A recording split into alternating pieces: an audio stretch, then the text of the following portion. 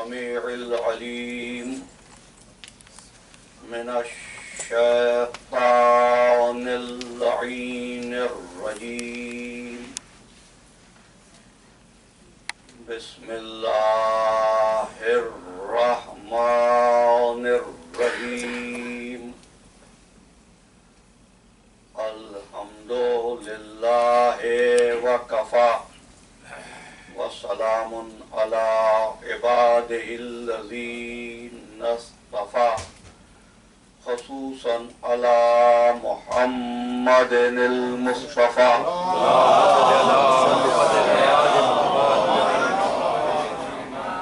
وآل بيته الطيبين الطاهرين المعصومين الشرفاء إنهم سفينة النجاة ومصباح الهدى. أما بعد فقد قال الله تبارك وتعالى في محكم كتابه المبين وهو أصدق الصادقين. بسم الله الرحمن الرحيم. وما كان هذا القرآن أن يفترى من دون الله ولكن تصديق الذي بين يديه وتفصيل الكتاب لا ريب فيه من رب العالمين.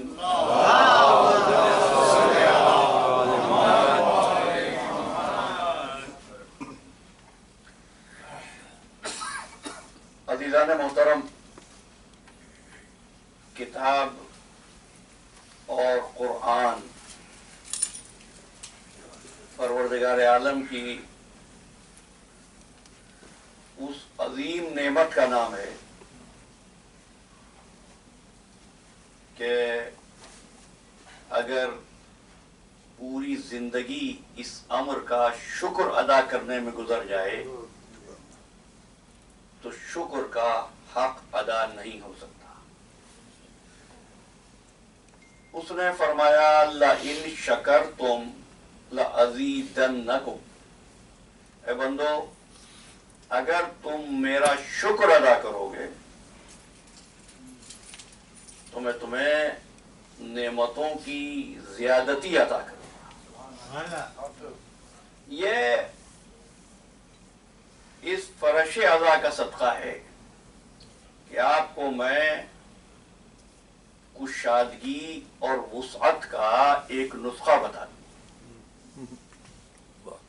اگر چاہتے ہو رزق کشادہ ہو تو، اگر چاہتے ہو علم کشادہ ہو تو، اگر چاہتے ہو ذہن کشادہ ہو تو، اگر چاہتے ہو معرفت کشادہ ہو تو، اگر چاہتے ہو بصیرت کشادہ ہو جائے تو شہدائے کربلا کا تذکرہ کیا کرو. اکبر محمد مولا محمد صلوات.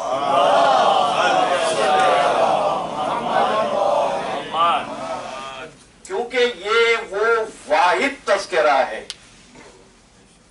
جس میں توحید پر بھی گفتگو ہوتی ہے، عدل کا بیان بھی ہوتا ہے، نبوت کا تذکرہ بھی ہوتا ہے، قیامت کی باتیں بھی ہوتی ہیں، امامت کے فضائل بھی بیان ہوتے ہیں. آپ دیکھ رہے ہیں یعنی ابتدا سے لے کر انتہا تک کی حقیقتوں کا بیان کربلا والوں کے صدقے سے ظہور میں آتا ہے. اب ذرا مجھ سے پوچھئے بھی میں نے کیوں کہا کہ اگر رزق میں کشادگی چاہیے تو کربلا والے، اگر علم میں وسعت چاہیے تو کربلا والے، اگر دعاؤں کی قبولیت میں کشادگی چاہیے تو کربلا والے، اگر معرفت و بصیرت میں کشادگی چاہیے تو کربلا والے. ایک لفظ ہے، ایک نام ہے اللہ کا، باسطو، یا باسطو، اس کا مطلب ہے کشادگی دینے والا. اور آپ سے یہ عرض کر دوں باسطوں کے اعداد بھی 72 ہیں، کربلا کے شہید بھی 72 ہیں. اور اگر یہ نسخہ یاد رہے تو پھر عرض کرتا ہوں کتاب اور قرآن کا مظہر ربوبیت و رحمت ہونا بھی سمجھ میں آئے گا. میں متصل ہو گیا. کل گفتگو کو یہی چھوڑا تھا کہ کتاب اور قرآن مظہر ربوبیت بھی ہے اور مظہر رحمت بھی ہے. ربوبیت کیا ہوتی ہے؟ میں جلدی سے جہاں ہمارے سننے والے ہمارے ساتھ شریک سفر ہو جائیں. کسی شے کی ایسی نگہداشت، کسی شے کی ایسی نشو و نما کہ وہ ارتقاء کی منزل کو پالے گی. کسی شے کی ایسی دیکھ بھال کہ وہ شے اپنے مقصد کو پورا کر دے.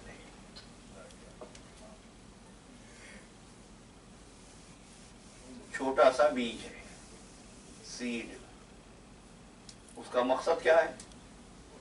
کہ اس میں سے کوپل پھوٹے. اگر بیج میں سے کوپل نمودار ہو گئی تو اس کا مطلب ہے بیج کی تربیت ہوئی ہے. بیج کی گروتھ میں، جرمینیشن میں ربوبیت کا عمل مکمل ہوا ہے. اگر بیج کو گھن لگ جائے اور بیج فاسد ہو جائے تو پھر بیج میں کوپل نہیں پھوٹتی. بیج سے کوپل کا نہ پھوٹنا اس امر کی دلیل ہے کہ اس میں ربوبیت نہیں ہوئی ہے. جس میں ربوبیت نہ ہو قرآن مجید کی اصطلاح میں اس کو خبیث کہتے ہیں، اور جس میں ربوبیت کا عمل مکمل ہو جائے قرآن کی اصطلاح میں اس کو طیب کہتے ہیں. اس نے ربوبیت کے نمونے اور مظاہر پیش کر کے اعلان کیا لا یستوی الخبیث والطیب. طیب اور خبیث برابر نہیں ہو سکتے. لیکن کوپل پھوٹنے کے بعد جو نتیجہ نکلا وہ تعمیری ہے. بیج کے ضائع ہونے سے جو بیج برباد ہوا وہ تقریبی ہے. کوپل کا نکل آنا کنسٹرکٹیو ہے، نہ نکلنا ڈسٹرکٹیو ہے. تعمیری نتیجے کو قرآن مجید کی اصطلاح میں حق کہتے ہیں، تقریبی نتیجے کو قرآن کی اصطلاح میں باطل کہتے ہیں. یہاں تک میرے ساتھ ہے؟ اچھا. لیکن بیج کی ربوبیت کے لیے ضروری ہے کہ اس کے تمام ایلیمنٹس اور فیکٹرز میں توازن اور ہم آہنگی ہو. بیج صحیح ہے، درست ہے، بالیدگی کی صلاحیت بھی ہے.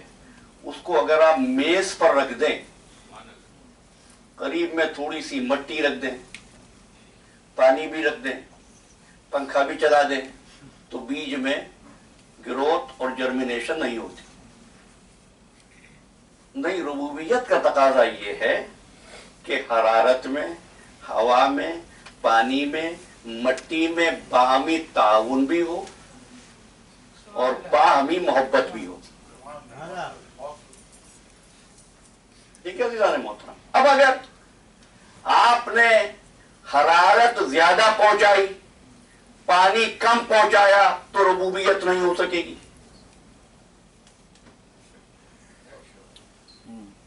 اور اگر آپ نے پانی بہت زیادہ دیا تو بھی گروتھ نہیں ہو سکے گی.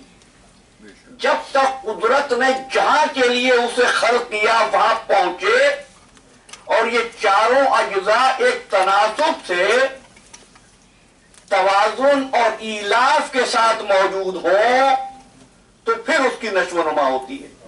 اب آپ سے عرض کر دیتا ہوں، توازن کے قائم رہنے کو قرآن کی نظر میں حسنہ کہا جاتا ہے. قرآن کی نظر میں توازن کے قائم رہنے کا نام نیکی ہے، توازن کے بگڑ جانے کو سیئہ کہتے ہیں. गुनाह क्या है और नेकी क्या है अजीजों? नेकी तवाजुन का नाम है। एक आदमी नमाजें इतनी पढ़ता है कि फैमिली के फराइज ही याद नहीं है, तवाजुन बिगड़ गया। अजीजान मोहतरम, कुरान मजीद ने इस तवाजुन को कहीं दीन कहा, कहीं दीन हनीफ कहा, कहीं दीन खालिस कहा, कहीं दीन वासिब कहा, कहीं दीन क़य्यिम कहा, कहीं इसको उसने हक कहकर दुनिया के सामने पेश किया कि हक उसी सूरत में होगा जब तवाज़ुन। यहां तक बात पहुंच गई। प्रोफेसर व्हाइटहेड उसने एक जुमला तहरीर किया अपनी किताब में, और पूरा इक़्तिबास नहीं, बस एक जुमला। उसने कहा कि इस कायनात में बातिल हमेशा मुस्तहकम रहता है, बातिल हमेशा गैर मुस्तहकम रहता है। बातिल अगर जाहिर में ताकतवर भी नजर आए तब भी उसको एक न एक दिन बर्बाद हो जाना होता है, इसलिए कि कायनात में हक एक खास नज्म के साथ कायम है। और वो ये कहता है कि कायनात में परवान वही चलता है जो हक के पीछे पीछे चलता है, वो बर्बाद हो जाता है जो हक से कट जाता है। इसलिए कि हर वजूद बाकी रहने के लिए हक का मोहताज है, हक किसी का मोहताज नहीं है। अज़ीज़ान मोहतरम, इसीलिए सरकार खत्मी मर्तबत ने किताब और कुरान को पहुंचाते हुए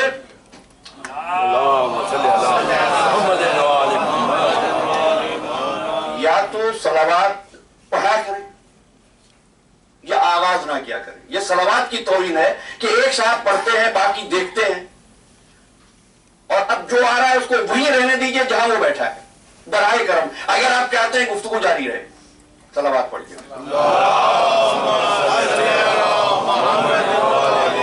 जो हज़रात मौजूद है वो जरा आगे तशरीफ ले आए यहाँ पर अभी, और इसके बाद मैं नहीं चाहता जिसको जाना है वो भी जाए, और जो आ रहा है वो जहां जगह है वहां बैठ जाए। इंतजामिया का एहसान होगा मुझ पर कि वो किसी से अब ना कहे आगे जाना है। सलावत पढ़िए।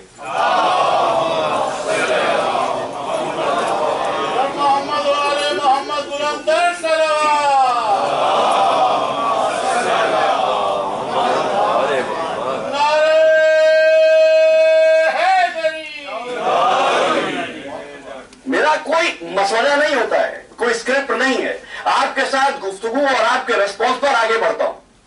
तवज्जो मेरी तरफ। तो सरकार खत्मी मर्तबत ने जहां किताब को और कुरान को पहुंचाया वहां आपने फौरन ये बताया कि तुम्हारे बाकी रहने का फार्मूला क्या है। वो हकीकत जिस पर 1400 बरस के बाद प्रोफेसर व्हाइटहेड पहुंचा है। सरकार खत्मी मर्तबत फरमाते हैं अल हक़्क़ु मअल अली वल अली मअल हक़। हक अली के साथ है, अली हक के साथ है। उसने कहा बाकी वही रहेगा जो हक के पीछे चलेगा। फरमाया अल्लाहुम्मा अदरिल हक्का है तो मादार, परवरदिगार हक को इधर उधर भेज दे जिधर जिधर अली जाए। तो अली हक के पीछे नहीं जाते, हक अली के पीछे जाता है। अली हक से रास्ता नहीं मांगते, हक अली से रास्ता मांगता है। मैं मुत्तसिल हो गया अजीजों, किताब और कुरान हक है, हक है ना। क्या फरमाया सरकार दो आलम ने, हक उधर उधर जाएगा जिधर जिधर अली जाएगा। अब किताब खुदा भी हक है, लिहाजा किताब खुदा भी वही जाएगी जहां अली इब्न अबी तालिब होंगे। आगे जाकर फिर वाज़ेह कर दिया। तो इसलिए कहता हूं किताब से अली ना मांगना, अली से किताब मांगना। किताब से अली ना मांगना, अली से किताब मांगना। इसलिए कि किताब खुदा तो होती ही वही है जहां अली होते हैं। तो अगर किसी के पास कुरान है, कहता रहे मैं अली के साथ नहीं हूं, कुरान तो वही होगा जहां अली होंगे। और कुरान और माल अली वल अली और माल कुरान, कुरान का अली का रिश्ता क्या है, कुरान का और अली का ताल्लुक क्या है। बस बहुत तेजी से आगे बढ़ना है। फरमाया अफला यतदब्बरून अल कुरान अम अला कुलूबिन अक़फ़ालुहा।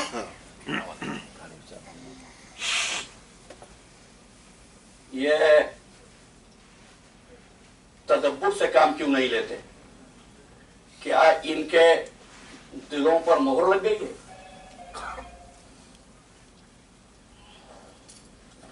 کیا ان کے دلوں پر تالے لگ گئے ہیں؟ ام علی قلوب اقفالها. توجہ، حکم دیا سوچو کا تالا لگا دل میں. سوچنے کا کام کہاں سے ہوتا ہے؟ کہاں سے ہوتا ہے؟ دماغ سے ہوتا ہے. کہنا تو یہ چاہیے تھا کہ دماغ پر تالے لگ گئے، ذہن پہ زنگ آ گیا. یہ نہیں کہہ رہا، فرما رہا ہے کہ ان کے دلوں میں تالے ہیں. ام علی قلوب اقفالها. خدا قسم بس یہ آیت پڑھنے کے بعد سورہ نساء کی میں چکرا گیا کہ معبود معاملہ کیا ہے. اس وقت تک سمجھ میں نہیں آیا جب تک کہ میں نے حضرت عبداللہ ابن عباس کا یہ قول نہیں پڑھا. وہ کہتے ہیں قرآن مجید تو جاتا ہی اس دل میں ہے جس دل میں علی کی محبت ہوتی ہے. ہمارا قلوب اقفالها. قرآن کی آیتیں پڑھتے ہیں، قرآن حلق سے دل میں چھان کر دیکھ لیتا ہے علی کی محبت ہے یا نہیں. اگر ہوتی ہے تو دل میں اترتا ہے، ورنہ قرآن حلق سے نیچے نہیں اترتا. اور پھر پیغمبر بھی یہ فریاد کرتا ہے یا رب ان قوم اتخذوا هذا القرآن مہجورا. انہوں نے تو اس قرآن کو چھوڑ دیا تھا. تو عزیزو، یہ پوری کائنات حق، کتاب خدا حق. سورہ زمر اور 44ویں آیت فرمایا خلق اللہ السماوات والارض بالحق. اللہ نے اس کائنات کو، زمین و آسمان کو حق کے ساتھ خلق کیا. ان فی ذالک لآیۃ للمؤمنین. اس میں مومنین کے لیے نشانیاں چھپی ہوئی ہیں. ابھی ہم نے کیا کہا تھوڑی دیر پہلے؟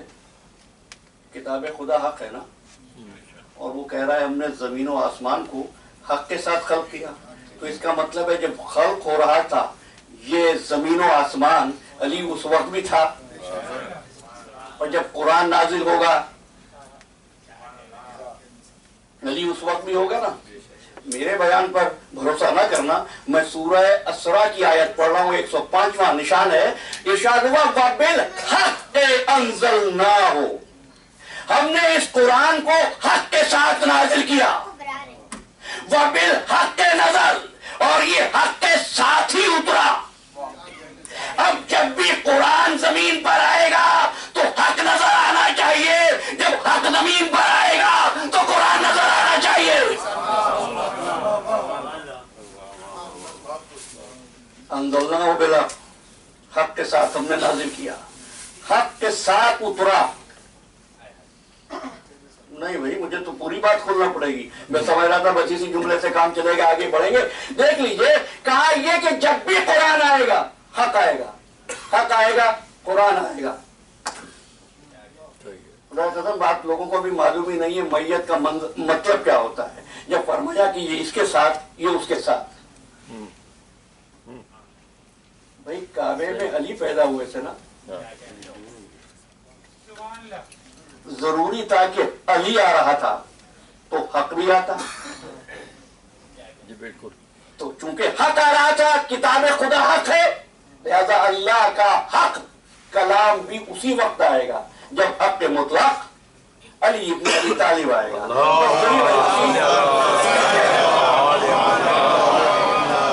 کہ ہمیں یہ آیت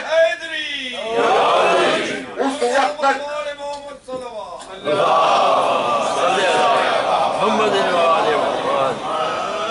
ہمیں یہ آیت اس وقت تک سمجھ میں نہیں آئی جب تک کہ ہم نے 13ویں رجب کو کعبے میں نہیں دیکھ لیا کہ آغوش رسالت میں دست رسالت کی رحل پر مصحف ناطق بن کر علی ابن ابی طالب تلاوت کتب الہی کر رہا تھا. اب میں نے ایک لفظ استعمال کیا، کتاب نہیں، کتب الہی. دیکھیں آپ بڑی زیادتی کر دیتے ہیں. کیا جو فضیلت رسول کو بھی نہیں ملی وہ فضیلت علی کو نہیں. بات یہ نہیں ہے. ایک بات عرض کر دوں آپ سے, ہم تو اس کو بھی کافر کہتے ہیں جو ایک لمحے کے لیے علی کو نبی سمجھے. ہجرت کی رات میں کفار تو یہی سمجھ رہے تھے نا کہ بستر پہ نبی لیٹے ہیں. ابھی تو کفار سے پوچھو علی کے سونے میں وہ کون سی ادا تھی کہ ان کو علی کا سونا نبی کا سونا لگا. نہیں بھائی, میرے مولا خود فرماتے ہیں کہ میں محمد کے ادنا عباد میں سے ایک عبد ہوں. ہم تو علی کے فضائل بیان کر کے صرف یہ بتانا چاہتے ہیں جس کا وسیع ایسا ہو اس کی شان کیا ہوگی. ہم نے کل عرض کیا تھا نا, اثر وہی ہوتا ہے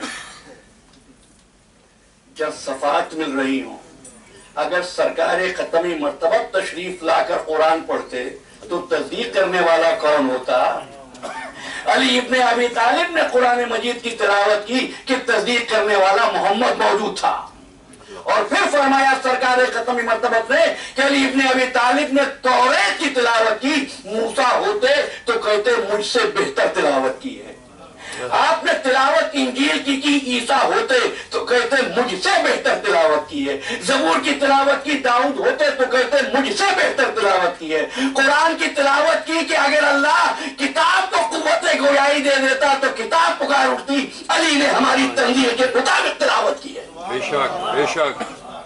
کیوں؟ صفات ملے ہوئے تھے. بس عزیزان محترم, جہاں جہاں جو وعدہ کیا ہے سب یاد ہے, اور ایک ایک جملے کی وضاحت کروں گا. ظاہر ہے کہ آج کے بعد ہمارے پاس فقط 2 گھنٹے ہوں گے, اور اب پھیلانے کے بجائے میں یہ چاہوں گا کہ ان امور کی وضاحت ہو جائے جن کو میں تشنا چھوڑتا چلا گیا ہوں. میں نے کل یہ عرض کیا تھا کہ جہاں صفات مشترک ہوں, ٹھیک ہے نا, یہی وجہ ہے کہ بعض لوگ ایک آیت پڑھتے ہیں ان کی زندگی بدل جاتی ہے, اور بعض پورا قرآن یاد کر لیتے ہیں لیکن کوئی تبدیلی نہیں ہوتی. یہی وجہ ہے سرکار ختمی مرتبہ اصحاب کے ساتھ رہے.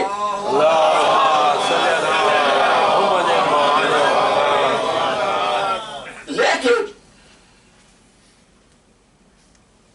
حضور نے مختلف مقامات پر ایک مقام سے دوسرے مقام پر جاتے ہوئے کبھی کسی کی پشت پر بھی سواری کی ہوگی. یہ فضیلت ہے. کبھی سرکار ختمی مرتبہ نے جانوروں پر بھی سواری کی ہوگی. لیکن جب بت شکنی کے وقت علی ابن ابی طالب کے دوش پر آنے لگے, علی کہنے لگے یا رسول اللہ میں آپ کا بوجھ نہیں اٹھا سکتا.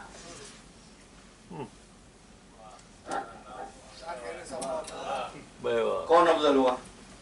جس نے اٹھا لیا, جو نہیں اٹھا سکا. عرض کروں آپ سے, آپ اپنے ہاتھ کو سورج کے سامنے رکھ دیجئے, رکھ سکیں گے. سینہ کھول دیجئے, رکھ سکیں گے. پیر بڑھا دیجئے, رکھ سکیں گے. ذرا آفتاب کے سامنے آنکھیں تو کھول کے دکھائیے. آفتاب کی روشنی کا ہاتھوں پہ اثر نہیں ہوا, پیروں پہ اثر نہیں ہوا, سینے پہ اثر نہیں ہوا, آنکھوں پہ ایسا اثر ہے کہ آنکھیں نہیں کھلتی. کیوں؟ سورج میں بھی نور ہے, آنکھوں میں بھی نور ہے. بات صرف اتنی تھی, علی میں بھی نور ہے, محمد بھی نور ادھر ہے. لہذا اثر تھا. جب اثر تھا تو فرمایا اچھا ایسا کرو علی, تم میرے دوش پر آ جاؤ. بلند ہو گئے, بس یہاں ٹھہر جائیے گا. سرکار ختمی مرتبت کا ایک معجزہ ہے کہ سرکار دو عالم کا سایہ نہیں ہوتا تھا. یہ شمائل محمد میں، شمائل ترمذی میں، علامہ مجلسی کی حق الیقین میں یہ معجزہ لکھا ہوا ہے کہ آپ کا سایہ نہیں ہوتا تھا۔ کیوں نہیں ہوتا تھا؟ شاہ عبدالعزیز محدث دہلوی نے جب معجزے کو بیان کیا تو انہوں نے اس کی وضاحت یہ دی کہ چونکہ سرکار ختم مرتبت اپنے اصحاب کے حلقے میں گھر سے باہر تشریف لے جاتے تھے، اگر حضور کا سایہ ہوتا تو کسی صحابی کا پیر حضور کے سائے پہ آ جاتا، کسی صحابی کے قدم حضور کے سائے پہ آ جاتے۔ اس کو یہ گوارا نہیں تھا کہ کسی کے قدم میرے حبیب کے سائے پہ آئے۔ تو ایک بات ثابت ہو گئی نا، صحابی میں اور علی میں فرق یہ ہے، صحابی وہ جس کا قدم سائے پہ آنا بھی گوارا نہیں، علی وہ جو اپنے قدموں کے ساتھ دوش محمد پر بلند ہو جائے۔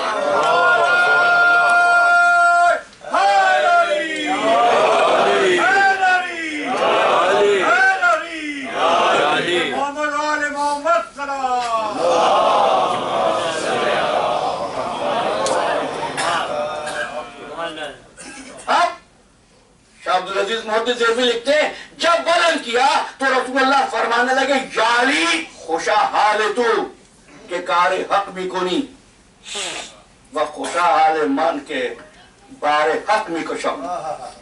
اے علی تو خوش نصیب ہے، کار حق انجام دے رہا ہے، میں خوش نصیب ہوں کہ بار حق اٹھائے ہوئے ہو۔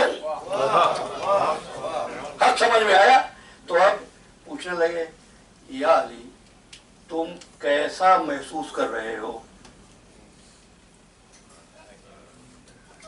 آپ نے فرمایا یا رسول اللہ اگر چاہوں تو عرش کے پائے کو چھو لوں، اگر چاہوں تو عرش کے پائے کو چھو لوں۔ اب یہ وعدہ ہی نہیں کر رہا ہوں اس لیے کہ عرش کیا ہے اور عرش کا پایا کیا ہے۔ کچھ ایسی باتیں جو عملیات کی باتیں ہیں، اس کا بیان یہاں نہیں، لیکن اس جملے میں جو وسعت علمی ہے نا، خدا کی قسم ہمارے ذہن اس قابل نہیں کہ اس بلندی تک پہنچ سکے۔ میں نے کل گفتگو کے اختتام پر ایک حدیث بیان کی تھی سرکار دو عالم کی امام حسن کی زبان سے۔ انہوں نے جو نصیحت فرمائی اپنی طرف سے کچھ نہیں کہا، فرمایا لوگوں میرے جد نے کہا تھا میں علم کا شہر، علی اس کا دروازہ، اسرار کی دنیا ہے، لیکن میں انشاءاللہ اس کا وعدہ ہے کہ آنے والے 2 دنوں میں یہ بات کروں گا۔ تو آپ نے فرمایا یا رسول اللہ میں یہ محسوس کر رہا ہوں کہ اگر چاہوں تو عرش کے پائے کو چھوڑوں۔ علی کے قدم کہاں ہے؟ دوش رسالت پر۔ ہاتھ کہاں پہنچ سکتا ہے؟ عرش کے پائے پر۔ اب تو سمجھ جاؤ امام اس کو کہتے ہیں جو ایک ہی وقت میں اللہ سے بھی ملا ہوا ہو، نبی سے بھی ملا ہوا ہو۔ سبحان اللہ۔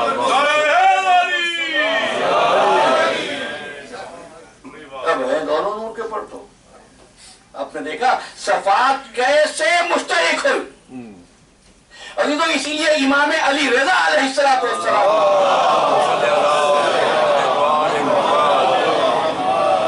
مامون کا دربار تھا، مامون کہنے لگا آپ کو اس امر پر فخر ہے کہ آپ کے جد سرکار دو عالم کے داماد تھے؟ کہا اس بات پر کہ وہ فاتح خیبر ہیں، اس بات پر کہ وہ آیے نجوہ کے اکیلے اس فضیلت کے شریک ہیں؟ فرمایا نہیں، اکیلے آیے نجوہ۔ آیے نجوہ کیا ہے؟ جلدی سے یہ لفظ چونکہ آ گیا سامنے اس لیے چاہتا ہوں۔ نجوہ کہتے ہیں سرگوشی میں اکیلے میں پیغمبر سے بات کرنے کی اجازت۔ میں یہی ٹھہر گیا ہوں، آپ کا تحمل دیکھتا ہوں، اس لیے بعض باتیں بیان نہیں کرتا۔ علی کو یہ اجازت ہے کہ محمد سے بھی سرگوشی کرے، علامہ ہاشم بحرینی نے لکھا اور علی ہی اس قابل ہے کہ اللہ سے بھی سرگوشی میں گفتگو کرے. تو ایک ایک فضیلت بتاتا رہا اور 8ویں امام فرماتے رہے کہ نہیں اس بات پہ فخر نہیں، اس بات پہ فخر نہیں، اس بات پہ فخر نہیں. تو کہتا پھر کس بات پر ناز ہے؟ فرمایا اس امر پر کہ میرے جد رسول اللہ کے نفس ہیں. میرا جد رسول اللہ کا نفس ہے.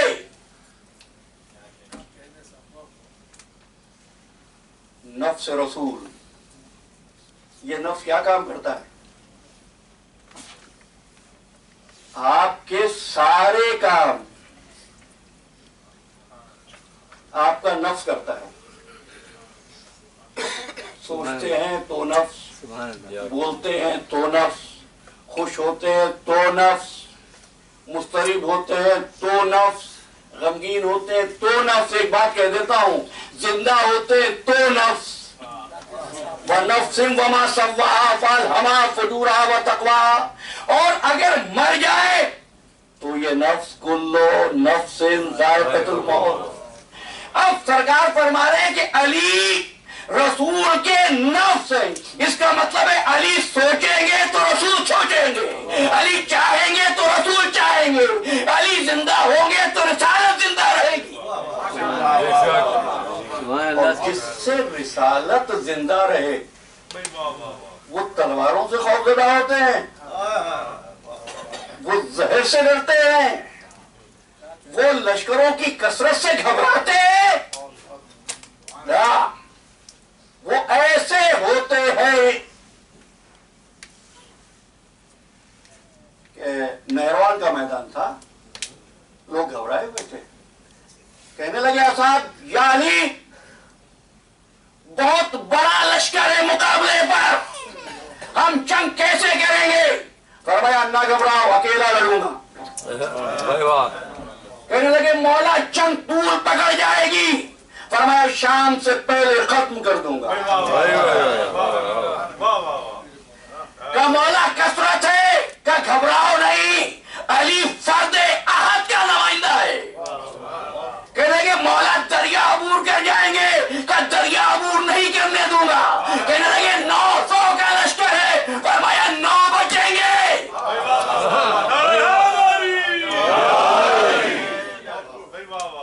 900 کا لشکر ہے، فقط 9 بچیں گے. تو ہے کوئی ایسا شجاع جو جنگ سے پہلے جنگ کا نتیجہ دے دے؟ اور ایک ایسا آسا کل شہید عددا.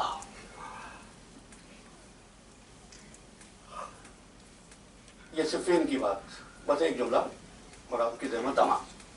تو فرمایا اپنے پاس میرے لشکر کی تعداد تھوڑی دیر میں 6065 ہو جائے گی. کہتا میں حیران ہو گیا. عام طور پر یہ کہا جاتا ہے 6,000 ہوں گے، 6,000 سے بڑھ جائیں گے. فرمایا 6065 ہوگی. اب اشتیاق پیدا ہوا تو 64 نکلے کہ ایسے میں خبر آئی حضرت خواجہ اویس کرنی بھی تشریف لا رہے ہیں علی کے لشکر میں شامل ہونے کے لیے. وہی ہو گئے. واہ واہ واہ. لیکن یاد رکھنا یہ گھرانہ وہ ہے اپنے لشکر میں ہر کچھ شامل بھی نہیں کرتا. ابتدائی جملہ یاد ہے نا، یہ طیب گھرانہ ہے نا، طیب ہی اس میں شامل ہو سکتے ہیں. اور ایک اور بات کہتا ہوں، یہ جو آنسو تم بہاتے ہو نا، یہ بھی ہر ایک کے نصیب میں ہوتے نہیں ہیں. مجلس میں جانا بھی ہر ایک کا مقدر نہیں ہے. بس وہی آتا ہے جس کو حسین کی دکھیاری ماں فاطمہ زہرا بلاتی ہے. مجلس کی دعوت کیا ہوتی ہے یہ حقیقتیں لوگوں کو معلوم نہیں ہوتی. لیکن ایک بات سمجھ لینا، اور وہ یہ ہے کہ تم آتے ہو مجلس میں، لیکن جب شام ہو جاتی ہے उस वक्त तुम्हारी तैयारी मजलिस की होती है, और जब मजलिस खत्म हो जाती है तुम अपने घरों को चले जाते हो। लेकिन दो बीवियां ऐसी मजलिस में आती हैं, तुम तो घरों पे जाके सो जाते हो, वो फिर रज़ा खाने ही में रहती है।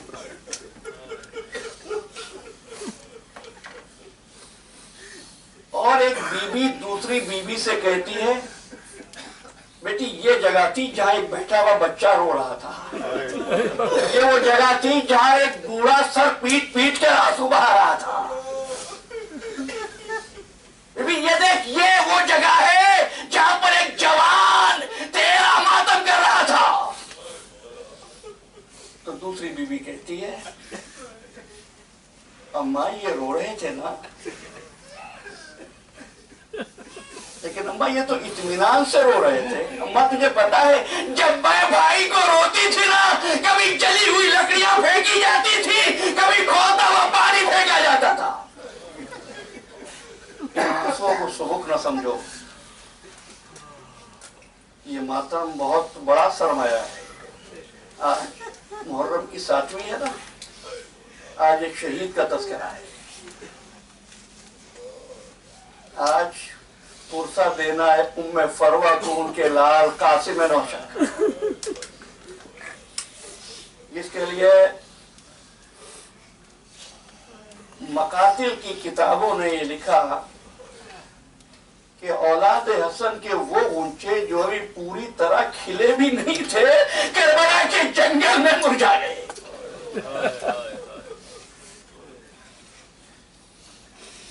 नौ मुहर्रम की रात थी।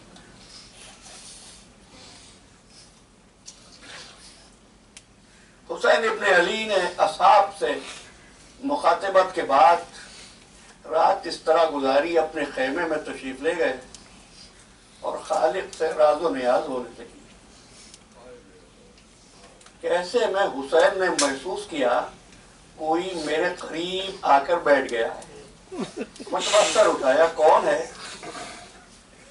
देखा हसन का बेटा कासिम।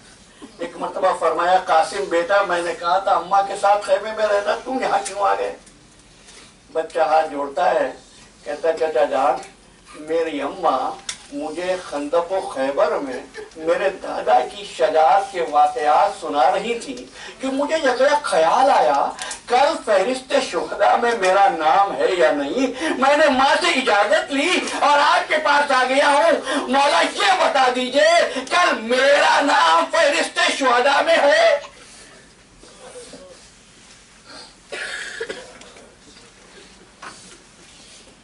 हुसैन फरमाने लगे, कासिम कल तुम्हारा क्या जिक्र है? कल तो तुम्हारा छोटा भाई अली असगर भी मार डाला जाएगा। बस ये जुमला सुना ना, कासिम बैठे थे या कलक खड़े हुए और इस जोर से अंगड़ाई ली के बंदे कबा टूट गए। चचा जान क्या फौजें पे आया हमारे खेमों में घुस आएगी? कासिम को सीने से लगाया, नहीं मेरे लाल, मेरे लाल, तुम्हारे होते हुए ऐसा नहीं हो सकता। जाओ तुम खेमे में जाओ, चचा का हुक्म है। कासिम वापस आ गए, लेकिन ये सवाल अपनी जगह पर रहा कि हुसैन इब्ने अली ने बराह रास्त नहीं बताया कि कासिम का नाम फहरिस्त शुहदा में है या नहीं। बस किसी तौर पर रात गुजर गई। जब अगला दिन हुआ, मैदान जंग तैयार हुआ। बस हुसैन जाते थे और एक लाशा उठा कर ले आते थे। बार बार कासिम चचा के पास आते, चचा जान अब मुझे भी इजाजत दे दीजिए। और आते, कासिम तू तो मेरे भाई की यादगार है। बस बच्चा अपनी वालिदा के पास आया और कहने लगा, अम्मा आपने बताया था यहाँ से कुछ दूर एक जगह नजफ है। हाँ बेटा। और अम्मा आपने बताया था वहां मेरे दादा का रोजा है। हाँ मेरे लाल। अम्मा